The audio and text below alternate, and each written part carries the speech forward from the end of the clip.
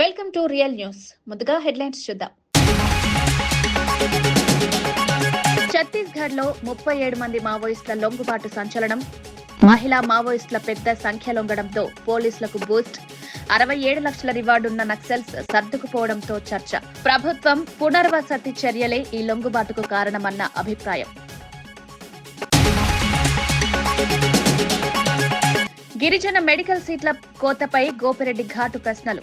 లోకేష్ విధానాలే సీట్ల నష్టానికి కారణమన్న ఆరోపణ. సెల్ఫ్ సస్టైన్ పేరుతో విద్యార్థులపై భారం పెరిగిందన్న విమర్శ. గిరిజనుల విద్యా హక్కు రక్షించాలంటూ ప్రభుత్వంపై ఒత్తిడి.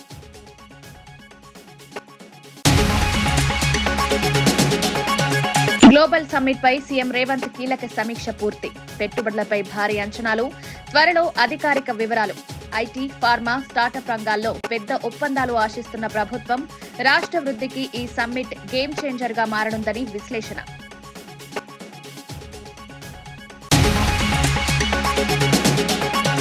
మైక్ దొరికిందని ఏదో మాట్లాడుతున్నాడు. మెట్టు సాయి ఫైర్. టీఆర్ఎస్, బీఆర్ఎస్ మార్పుపై కేటీఆర్ క్లారిటీ ఇవ్వాలన్న డిమాండ్. ప్రజల భావాల్ని మోసం చేసిన పార్టీగా బీఆర్ఎస్ ను విమర్శ. సోషల్ మీడియాలో మెట్టు సాయి వ్యాఖ్యలు వైరల్. కరీంనగర్ ఫిలిగ్రీ కళపై ప్రధాని మోదీ ప్రశంసల వర్షం. మన్ కీ బాత్ లో ప్రత్యేక ప్రస్తావనతో కళాకారుల్లో జోష్. వెండి పనుల నైపుణ్యం ప్రపంచ వేదికపై వెలిగించాలన్న పిలుపు. ఫిలిగ్రీ కళకు మరిన్ని మార్కెట్లు అందనున్నాయన్న ఆశ. ఛత్తీస్గఢ్ లో మావోయిస్టు ఉద్యమానికి తీవ్రమైన ఎదురుదెబ్బ తగిలింది. దంతెవాడ జిల్లాలో మొత్తం 37 మంది మావోయిస్టులు అధికారులకు లొంగిపోయారు. అందులో 12 మంది మహిళా మావోయిస్టులుండడం ప్రత్యేక ప్రాధాన్యం సంతరించుకుంది. లొంగిపోయిన వారిపై కలిపి 67 లక్షల రివార్డు ప్రకటించబడింది. దీర్ఘకాలంగా అరణ్య ప్రాంతాల్లో కార్యకలాపాలు నిర్వహించిన ఈ మావోయిస్టులు ప్రభుత్వం తీసుకుంటున్న పునర్వసతి కార్యక్రమాలు, నేర జీవితానికి ముగింపు పలికే అవకాశాలు తమను లొంగుబాటుకు దారితీశాయని తెలిపారు. ప్రాంతంలో జరుగుతున్న అభివృద్ధి పనులు, భద్రతా దళాల నిరంతర ఆపరేషన్లు కూడా ఈ నిర్ణయంలో కీలక పాత్ర పోషించాయి. మావోయిస్టుల ప్రభావం తగ్గుముఖం పడుతున్న సంకేతంగా ఈ సంఘటనలు అధికారులు భావిస్తున్నారు. దంతెవాడలో జరిగిన ఈ భారీ లొంగుబాటు కేంద్ర, రాష్ట్ర ప్రభుత్వ వ్యూహాలకు పెద్ద విజయంగా పేరు పొందుతోంది.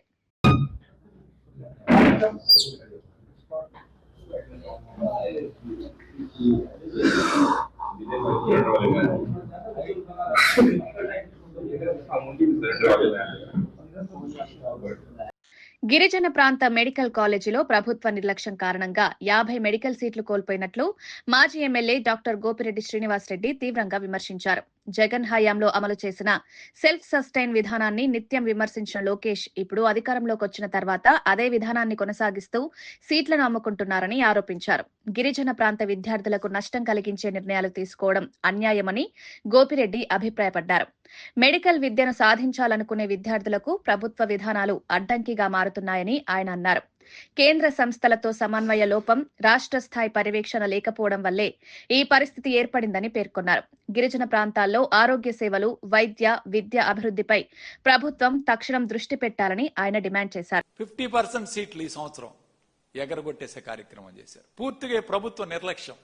పులివెందుల మెడికల్ కాలేజీ పూర్తయిపోతే మాకు సీట్లు వద్దని ఎన్ఎంసీకి లెటర్ రాసిన ప్రభుత్వం, పాడేరు మెడికల్ కాలేజీలో మీకు మరొక 50 సీట్లు ఇస్తామంటే ఆ 50 సీట్లకి యూనివర్సిటీ ఎఫిలియేషన్ కావాలి, ఒక లెటర్ ఇవ్వమని చెప్పి ఆ కాలేజీ యాజమాన్యాన్ని, కాలేజీ ప్రిన్సిపాల్ గారిని అడిగితే కనీసం ఎఫిలియేషన్ లెటర్ కూడా ఇన్ టైంలో సబ్మిట్ చేసుకోలేక 50 సీట్లు ఈరోజు పాడైపోయాయి. 50 సీట్లు ఈరోజు పాడేరు మెడికల్ కాలేజీ కోల్పోవాల్సి వచ్చింది. ఈరోజు మొన్నే చూసాం, పాయిజనింగ్ జరిగి పాడేరు ఎస్టీ హాస్టల్లో 2 చిన్నారులు, చిన్న పిల్లలు చనిపోవడం జరిగింది. పాడేరు నుంచి విశాఖపట్నం రావాలంటే దాదాపు 200 కిలోమీటర్లు ప్రయాణం చేయాలి. 200 కిలోమీటర్లు ప్రయాణం చేసి వైద్యం కేజీహెచ్లో విశాఖపట్నం రావాల్సిన పరిస్థితి. ఇలాంటి పరిస్థితుల్లో జగన్మోహన్ రెడ్డి గారు ఒక మెడికల్ కాలేజ్ పాడేరులో ఏర్పాటు చేపిస్తే మీరు అక్కడ కూడా సీట్లు కూడా పోగొట్టే పరిస్థితి. ఒక గిరిజన ప్రాంతం, వైద్య సదుపాయాలు లేవు, డోలు కట్టుకొని ఈరోజు హాస్పిటల్కి డెలివరీ కోసం ప్రాణాలు పోయే పరిస్థితి ఉంటే ఈరోజు అక్కడ కూడా మీరు పూర్తిగా మీ నిర్లక్ష్యం వలన, హెల్త్ మినిస్టర్ పూర్తిగా నిర్లక్ష్యం, హెల్త్ మినిస్టర్ కింద పనిచేసే వాళ్ళందరూ కూడా పూర్తిగా నిర్లక్ష్యంతో ఈరోజు ఈ యొక్క ఎఫిలియేషన్ లెటర్ ఇవ్వకుండా ఈరోజు సీట్లు పోగొట్టే పరిస్థితి. అదేవిధంగా మరి జగన్మోహన్ రెడ్డి గారు చెప్పారు సెల్ఫ్ సస్టైనబుల్ గా పెడదాం ఈ కాలేజీలు అని చెప్పి. ఆ రోజు సెల్ఫ్ సస్టైనబుల్ గా మాట్లాడితే లోకేష్ ఏమన్నాడు, మొత్తం ఫ్రీ సీట్లు ఇవ్వాలని చెప్పాడు. ఇవాళ ఏం చేస్తున్నారు మీరు? సీట్లు అమ్ముకునే పరిస్థితి తీసుకొచ్చారు. పూర్తిగా గత సంవత్సరం దాదాపు 750 సీట్లు పోగొట్టారు. ఈ సంవత్సరం దాదాపు 2000 సీట్లు పోగొట్టారు. అంటే 2000 ప్లస్ 700 2750 సీట్లు ఈ 2 సంవత్సరాల్లో మెడికల్ సీట్లు పోగొట్టే కార్యక్రమం చేశారు. ఇవాళ ఎవరికి నష్టం జరుగుతుంది? పిల్లలు ఎక్కడికి వెళ్తున్నారు? ఇతర రాష్ట్రాలకు వెళ్తున్నారు, ఇతర దేశాలకు వెళ్తున్నారు, కోట్లు ఖర్చు పెడుతున్నారు. పీపీపీ మోడ్లో జగన్మోహన్ రెడ్డి గారు ఒకటే మాట చెప్పారు, మళ్ళీ అధికారంలోకి వస్తా వైఎస్ఆర్ కాంగ్రెస్ పార్టీ అధికారంలోకి వస్తే మీరెవరైతే ఈరోజు బిడ్లు వేసి ఇవన్నీ చేశారో ఖచ్చితంగా వీటిని వెనక్కి తీసుకునే కార్యక్రమం కూడా చేస్తామని చెప్పి జగన్మోహన్ రెడ్డి గారు చెప్పారు. ఖచ్చితంగా జరుగుతుంది.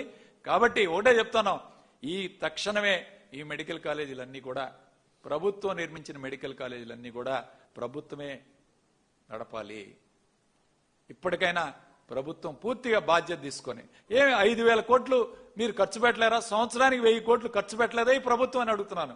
విద్య మీద, వైద్యం మీద ఏ ప్రభుత్వమైనా ఖర్చు పెట్టాలని చెప్పి ఈరోజు మనం అందరం కూడా భావిస్తున్నాం. అన్నదాత సుఖీభావ అరకొరగా 10,000, తల్లికి వందనంలో ఒక 8,750 కోట్లు. ఈ 2 పథకాలు తప్పితే ఏం చేశారు ఈ డబ్బులన్నీ? తెలంగాణ గ్లోబల్ సమ్మిట్ ఏర్పాట్లపై సీఎం రేవంత్ రెడ్డి విస్తృతంగా సమీక్ష నిర్వహించారు. సమీక్ష అనంతరం కాసేపట్లో సచివాలయంలో ముఖ్యమంత్రి, మంత్రులు కలిసి మీడియా సమావేశం నిర్వహించారు. సమ్మిట్ కోసం వచ్చిన ప్రతినిధుల వివరాలు, పెట్టుబడుల అంచనా, ఒప్పందాల రూపకల్పన, అంతర్జాతీయ ప్రతినిధులతో జరిగిన చర్చలు, ఈ అంశాలను సీఎం స్వయంగా పరిశీలించినట్లు సమాచారం. ఈ సమ్మిట్ తెలంగాణ భవిష్యత్ పెట్టుబడుల దిశను నిర్ణయించబోతుందని అధికార వర్గాలు భావిస్తున్నాయి. ఐటీ, పరిశ్రమలు, ఫార్మా, స్టార్టప్ల వంటి కీలక రంగాల్లో భారీ పెట్టుబడులు రాబోవచ్చని అంచనాలు వెలువెత్తుతున్నాయి. రేవంత్ రెడ్డి నాయకత్వంలో ఈ సమ్మిట్ రాష్ట్ర ఆర్థిక వృద్ధికి కొత్త ద్వారాలు తెరుస్తుందన్న విశ్వాసం వ్యక్తమవుతోంది. అధికారిక వివరాలు త్వరలో వెల్లడించనున్నారు. డిసెంబర్ 9తో 2 సంవత్సరాలు పూర్తి చేసుకున్నటువంటి సందర్భంగా ఈ సెలబ్రేషన్స్ లో భాగంగా డిసెంబర్ 1వ తారీఖు నుంచి రాష్ట్ర వ్యాప్తంగా పాత ఉమ్మడి జిల్లాలకు సంబంధించిన ఒక్కొక్క జిల్లాలో ఒక రోజు ఉత్సవాలని ప్రారంభించుకొని ఆ కార్యక్రమాన్ని మొదలుపెట్టే విధంగా ఒక ప్రణాళిక తయారు చేయడం జరిగింది. అందులో భాగంగా ముందుగా మహబూబ్ నగర్ జిల్లా మక్తల్లో 1 డిసెంబర్ 2 PM to 4 PM అక్కడ ఈ కార్యక్రమం పెద్ద ఎత్తున మొదలు కాబోతా ఉంది. అలాగే డిసెంబర్ 2న ఖమ్మం ఉమ్మడి జిల్లాలో కొత్తగూడెంలో పెద్ద ఎత్తున అక్కడ సెలబ్రేషన్స్, ఒక ప్రభుత్వానికి సంబంధించినటువంటి కార్యక్రమంతో పాటు సెలబ్రేషన్స్ కూడా జరగబోతా ఉంది. సమయం 2 గంటల నుంచి 4 గంటల వరకు సాయంత్రం. అట్లాగే కరీంనగర్ జిల్లాలో హుస్నాబాద్ లో 3 డిసెంబర్ 2 గంటల నుంచి 4 గంటల వరకు కార్యక్రమం జరగబోతా ఉంది. ఆదిలాబాద్ జిల్లాలో, ఉమ్మడి ఆదిలాబాద్ జిల్లాలో ఆదిలాబాద్ హెడ్ క్వార్టర్స్ లో 4th డిసెంబర్ 2 గంటల నుంచి 4 గంటల వరకు ఈ ఉత్సవాలు జరగబోతా ఉన్నాయి. వరంగల్ ఉమ్మడి జిల్లాలో నర్సంపేటలో 5th డిసెంబర్ 2 గంటల నుంచి సాయంత్రం 4 గంటల వరకు కార్యక్రమం జరగబోతా ఉంది. ఉమ్మడి నల్లగొండ జిల్లాలో దేవరకొండలో 6th డిసెంబర్ 2 గంటల నుంచి 4 గంటల వరకు ఈ కార్యక్రమం జరగబోతా ఉంది. ఈ డిసెంబర్ 1వ తారీఖు నుంచి మొదలయ్యేటువంటి ఈ ఉత్సవాలు, జిల్లాల్లో జరిగేటువంటి ఉత్సవాలు అన్నింటిలో కూడా గౌరవ ముఖ్యమంత్రి రేవంత్ రెడ్డి గారు ముఖ్య అతిథిగా పాల్గొనటమే కాకుండా ఆయా ఉమ్మడి జిల్లాలో ఉన్నటువంటి ఫిషరీస్ కార్పొరేషన్ చైర్మన్ మెట్టు సాయి కుమార్ కేటీఆర్ వ్యాఖ్యలపై ఘాటుగా స్పందించారు. మైక్ ఉంది కదా అని ఏదో మాట్లాడిస్తున్నారు. టీఆర్ఎస్ ఎందుకు బీఆర్ఎస్ అయిందో కేటీఆర్ ముందుగా చెప్పాలి అంటూ ఆయన విమర్శించారు. తెలంగాణ సాధన కోసం ఏర్పాటైన పార్టీ ఇప్పుడు పూర్తిగా దారి తప్పిందని పేర్కొన్నారు. పేరు మార్పు వెనుక అసలు ఉద్దేశం ఏమిటో ప్రజలకు వివరించాల్సిన బాధ్యత కేటీఆర్దేనన్నారు. తెలంగాణ భావాలను విక్రయించే రాజకీయాలకు ప్రజలు సమాధానం చెప్తారని మెట్టు సాయి వ్యాఖ్యానించారు. ఆయన వ్యాఖ్యలు సోషల్ మీడియాలో వేగంగా వైరల్ అవుతుండగా బీఆర్ఎస్, కాంగ్రెస్ మధ్య మాటల యుద్ధం మరింత ఉధృతమైంది. పార్టీ మార్పులు, నాయకత్వ నిర్ణయాలపై జరుగుతున్న చర్చకు ఈ వ్యాఖ్యలు కొత్త మలుపునిచ్చాయి. రాజకీయాలు చేయడానికి 2014 నుంచి 23 వరకు ఎక్కడా పట్టించుకోలేదు తెలంగాణ విషయాలని. తెలంగాణ ప్రజా సంఘాలను పట్టించుకోలేరు, తెలంగాణ కవులను పట్టించుకోలేరు, తెలంగాణ కళాకారులను పట్టించుకోరు, తెలంగాణ ఉద్యమకారులను పట్టించుకోలేరు. ఇప్పుడేమో అన్ని మాట్లాడుతున్నారు. 10 ఏళ్ళు మీరు ఏం చేసి చెప్పగలరా? ఉద్యమకారులకు, తెలంగాణ కోసం ప్రాణత్యాగాలు చేసిన ఉద్యమకారులకు మీరు ఏం చేసిరో చెప్పగలరా? అవమానించిర్రు, అవహేళన చేసిర్రు, ఇబ్బంది పెట్టిర్రు, ఇంకా సెక్రటరియట్ కి రాకుండా ఎన్నో ఆటంకాలు సృష్టించిర్రు. ఈ పెద్ద మనిషి అంట నెక్స్ట్ వచ్చే అధికారంలో అంట రాజీవ్ గాంధీ గారి విగ్రహం తీస్తారంట సెక్రటరీ దగ్గర. టచ్ చేసి చూడు బిడ్డ, నీకు దమ్ము ధైర్యం ఉంటే రాజీవ్ గాంధీ గారి విగ్రహం టచ్ చేసి చూడు. నువ్వు ప్రతి కాంగ్రెస్ పార్టీ కార్యకర్త మానవ బాంబు అవుతాడు. నీకు దమ్ము ధైర్యం ఉంటే కల్వకుంట్ల తారక రామారావు, నీకు దమ్ము ధైర్యం ఉంటే రాజీవ్ గాంధీ గారి విగ్రహం టచ్ చేసి చూడు. వాళ్ళ కుటుంబం గురించి నువ్వు మాట్లాడేది. నువ్వేంత, నీ స్థాయి ఎంత? వస్తుంది డిసెంబర్ 3, ఇంక 2 రోజుల్లో. 2 సంవత్సరాలు మీ అహంకార పాలనని బొందబెట్టిన రోజు, మీ దుర్మార్గ పాలనని రేవంత్ రెడ్డి గారు బొందబెట్టిన రోజు, మీ దొర పాలనని సమాధి కట్టిన రోజు డిసెంబర్ 3, 2023 రాబోతుంది. గతం మర్చిపోతే ఎట్లా? తెలంగాణ ప్రజానికం, తెలంగాణ యువత, తెలంగాణ నిరుద్యోగులు, తెలంగాణ ఉద్యోగ సంఘాలు, తెలంగాణ యావత్ ప్రజానికం గ్రామాన బీఆర్ఎస్ పార్టీని బొందబెట్టిన. సైబరాబాద్ సైబర్ క్రైమ్ పోలీసులు పెద్ద సైబర్ మోసగాళ్ల ముఠాను బస్ట్ చేస్తూ వారికి బ్యాంక్ ఖాతాలు సరఫరా చేసిన 6గురిని అరెస్ట్ చేశారు. ఈ ఖాతాలు దేశవ్యాప్తంగా జరిగే ఆన్లైన్ మోసాలు, ఇన్వెస్ట్మెంట్ స్కామ్లు, ఫిషింగ్ కేసుల్లో విస్తృతంగా ఉపయోగించబడుతున్నాయని పోలీసులు తెలిపారు. నిందితులు డబ్బు కోసం తమ ఖాతాలను ముఠాకిచ్చి భారీ మోసాలకు దారితీశారు.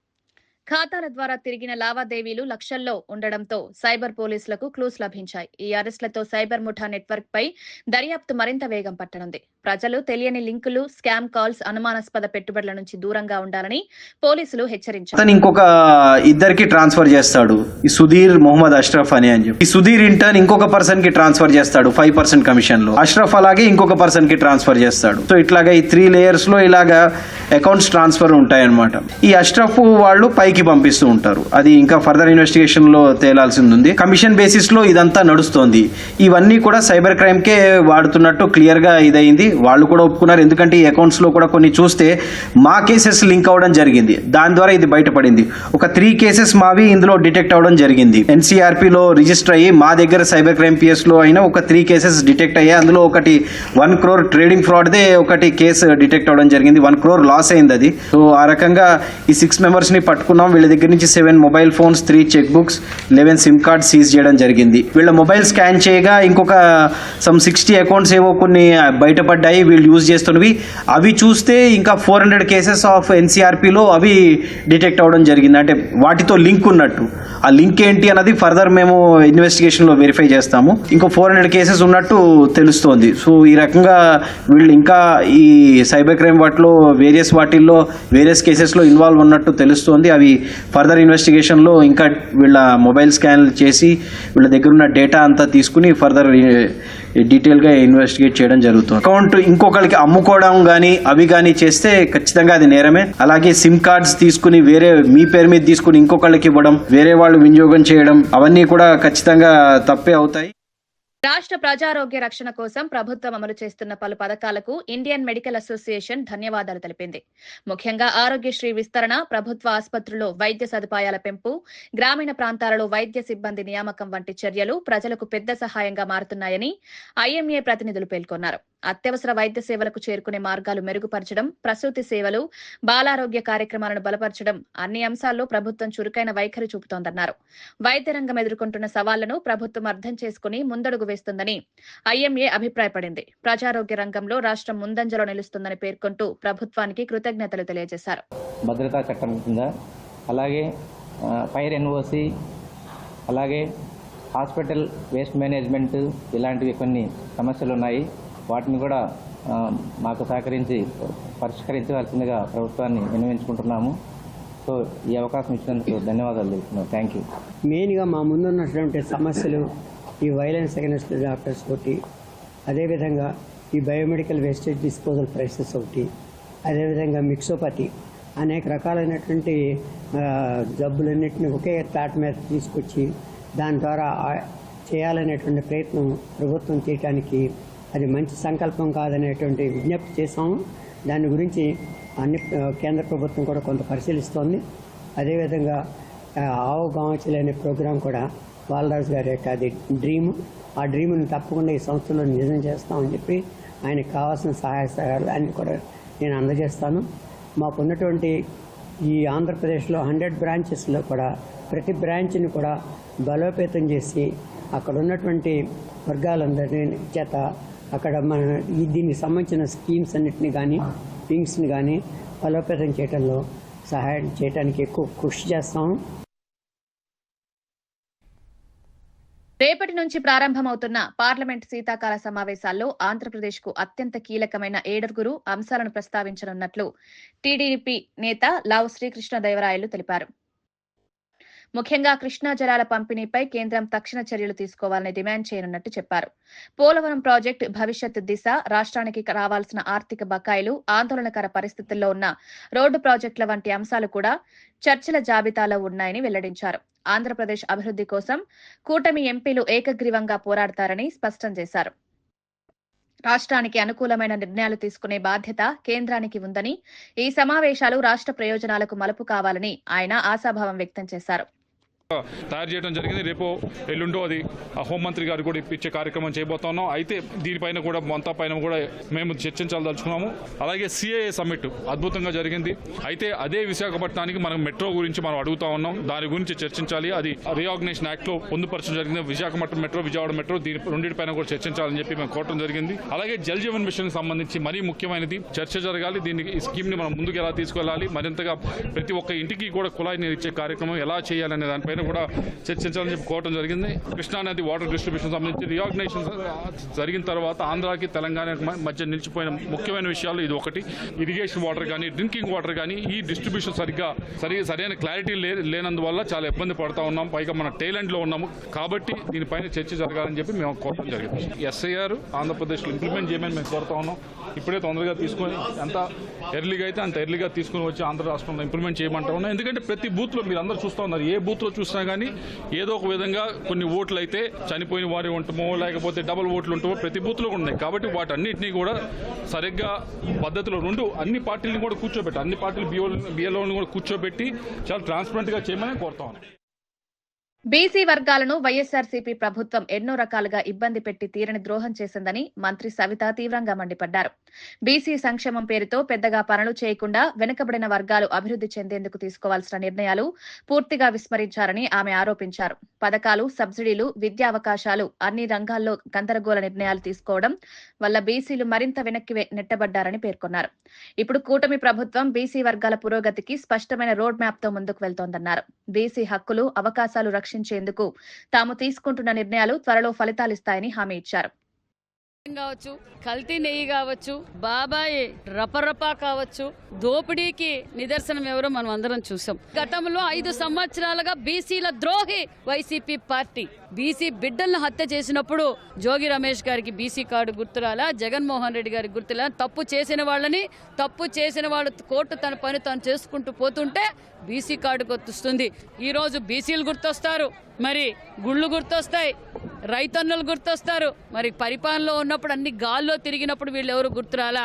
గుడికి పోయినా జగన్మోహన్ రెడ్డి గారు రపరప అంట, శబరిమలయ్య కూడా రెపరెప ఫ్లెక్సీలు, కోర్టుకు పోతే రెపరెప ఫ్లెక్సీలు, పెళ్లికి పోతే రెపరెప ఫ్లెక్సీలు. ఎవరిని రెచ్చగొడుతున్నారు? ప్రజలందరూ చూస్తున్నారు. ఆ 11 సీట్లు కూడా కనుమరుగైపోతున్నాయి అన్న విషయం తెలుసుకొనే జగన్మోహన్ రెడ్డి ఈరోజు ఎక్కడ లేని బీసీ కార్డులు వాడతాడు. ఎక్కడ చూసినా రైతుల గురించి కొడతారు.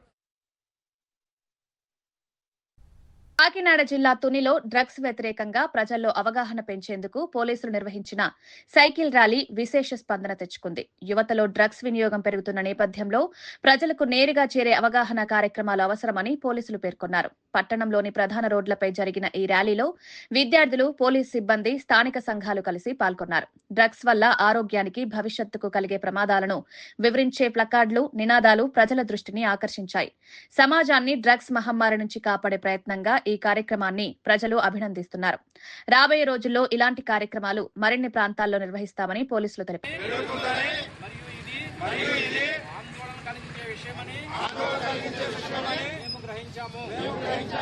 మాదక ద్రవ్యాల దుర్వినియోగాన్ని అరికట్టేందుకు సహకరిస్తామని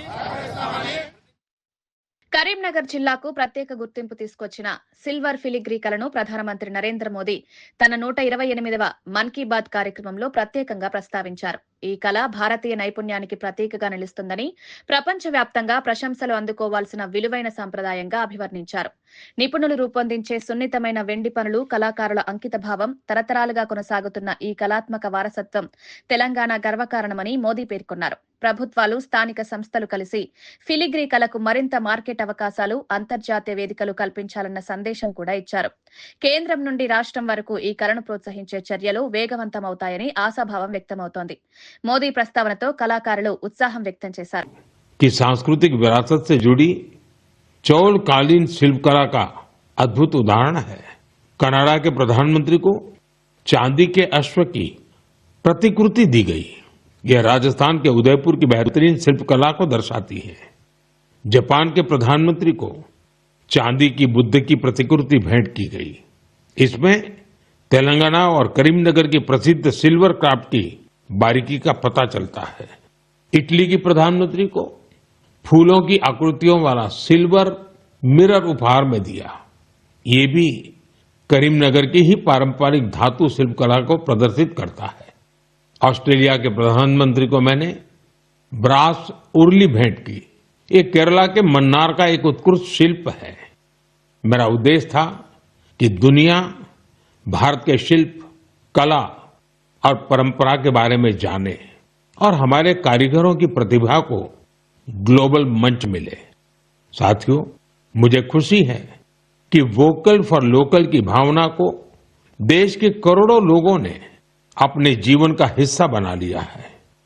इस साल जब आप त्योहारों की खरीदारी के लिए बाजार में गए होंगे तो एक बात आप सभी ने महसूस की होगी, लोगों की पसंद और घरों में आने वाले सामानों में एक साफ संकेत दिखाई दे रहा था कि देश स्वदेशी की ओर लौट रहा है। लोग अपने मन से भारतीय उत्पादों को चुन रहे थे। इस बदलाव को छोटे से छोटे दुकानदार ने भी महसूस किया।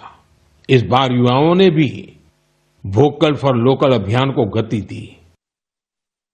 సంగారెడ్డి జిల్లా తాళ్లపల్లిలో సర్పంచ్ నామినేషన్ కోసం యువకుడు చేసిన పెళ్లి సంచలనం రేపింది. స్థానిక యువకుడు చంద్రశేఖర్ సర్పంచ్గా పోటీ చేయాలని భావించాడు.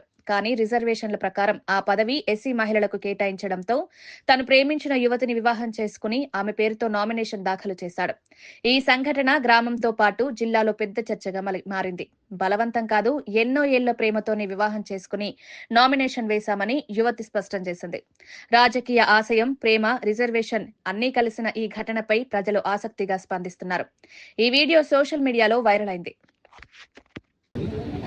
మాకు తాళ్లపల్లి గ్రామ ప్రజలు మరియు పెద్దలు అందరి ఆశీస్సులు మాపై ఉండాలని మేము మనస్ఫూర్తిగా కోరుకుంటూ తాళ్లపల్లి గ్రామ ప్రజలకు సేవ చేస్తామని, ముందుకు వెళ్తామని చెప్పి, ప్రతి దానిలో ప్రతి ఒక్కరికి అండగా ఉంటామని చెప్పి మా మనసు సాక్షిగా మేము చెప్తాం. అభ్యర్థిగా శ్రీజ గారు, తాళ్లపల్లి గ్రామ సర్పంచ్గా అభ్యర్థిగా శ్రీజ గారు నామినేషన్ వేయడం జరిగింది.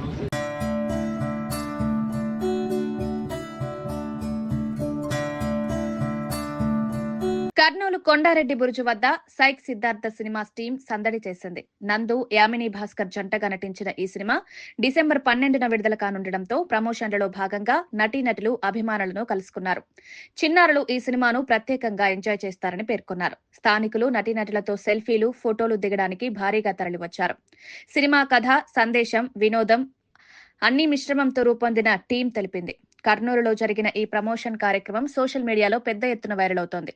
సినిమా రిలీజ్ కు ముందే టీం ఉత్సాహం, అభిమానుల స్పందనతో సైక్ సిద్ధార్థపై పాజిటివ్ బజ్ నెలకొంది. అందరికీ నమస్కారం. నా పేరు Yamini Bhaskar. Psych Siddhartha movie promotional జర్నీలో పార్ట్గా కర్నూలుకి రావడం జరిగింది. చాలా సంతోషంగా ఉంది కర్నూలుకి రావడం. నేను ఫస్ట్ టైం వస్తున్నాను యాక్చువల్లీ. అప్పుడెప్పుడో ఒక్కడు సినిమాలో కొండారెడ్డి బురుజు చూశాను, మళ్ళీ డైరెక్ట్గా ఇదే ఫస్ట్ టైం చూస్తున్నాను. సైక్ సిద్ధార్థ సినిమా చాలా ఎంటర్టైనింగ్ ఉంటుంది. మీరందరూ కావాల్సిన మంచి లవ్, ఎమోషన్స్, మ్యూజిక్ అన్నీ బాగుంటాయి. నందుని కొత్తగా ఒక నందుని చూస్తారు. అండ్ నా క్యారెక్టర్ కూడా చాలా బాగుంటుంది. ఈ జెన్జీ క్రౌడ్కి చాలా ఎంటర్టైనింగ్గా ఉంటుంది. సో మీరు అందరూ తప్పకుండా చూడండి. డిసెంబర్ 12న రిలీజ్ అవుతోంది. రావటమే చారిత్రాత్మక ఉన్నటువంటి కొండారెడ్డి బుర్జ్ దగ్గర మా ప్రమోషనల్ జర్నీ స్టార్ట్ చేశాము.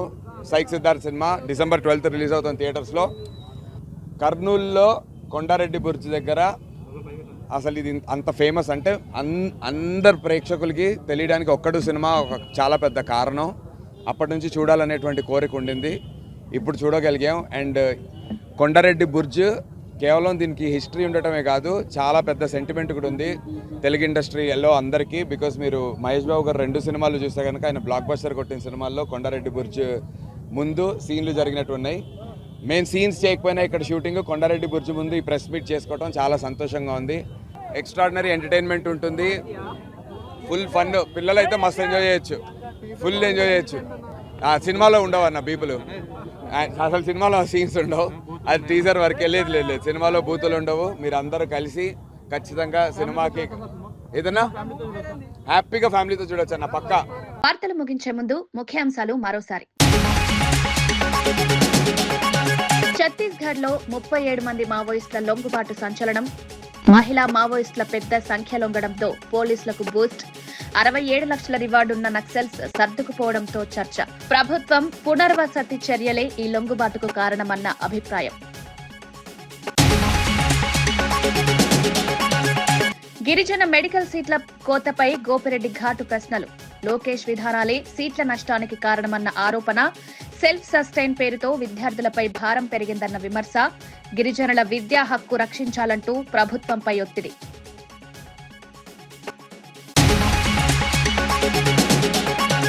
గ్లోబల్ సమ్మిట్ పై సీఎం రేవంత్ కీలక సమీక్ష పూర్తి. పెట్టుబడులపై భారీ అంచనాలు, త్వరలో అధికారిక వివరాలు. ఐటీ, ఫార్మా, స్టార్టప్ రంగాల్లో పెద్ద ఒప్పందాలు ఆశిస్తున్న ప్రభుత్వం.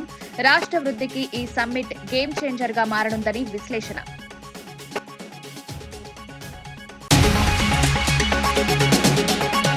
మైక్ దొరికిందని ఏదో మాట్లాడుతున్నాడు. మెట్టు సాయి ఫైర్. టీఆర్ఎస్, బీఆర్ఎస్ మార్పుపై కేటీఆర్ క్లారిటీ ఇవ్వాలన్న డిమాండ్. ప్రజల భావాల్ని మోసం చేసిన పార్టీగా బీఆర్ఎస్ ను విమర్శ. సోషల్ మీడియాలో మెట్టు సాయి వ్యాఖ్యలు వైరల్. కరీంనగర్ ఫిలిగ్రీ కళపై ప్రధాని మోదీ ప్రశంసల వర్షం. మన్ కీ బాత్ లో ప్రత్యేక ప్రస్తావనతో కళాకారుల్లో జోష్. వెండి పనుల నైపుణ్యం ప్రపంచ వేదికపై వెలిగించాలన్న పిలుపు. ఫిలిగ్రీ కళకు మరిన్ని మార్కెట్లు అందరున్నాయన్న ఆశ. ఇవి ఈనాటి వార్తా విశేషాలు. మరో బులెటిన్ లో మళ్ళీ కలుద్దాం. నమస్కారం.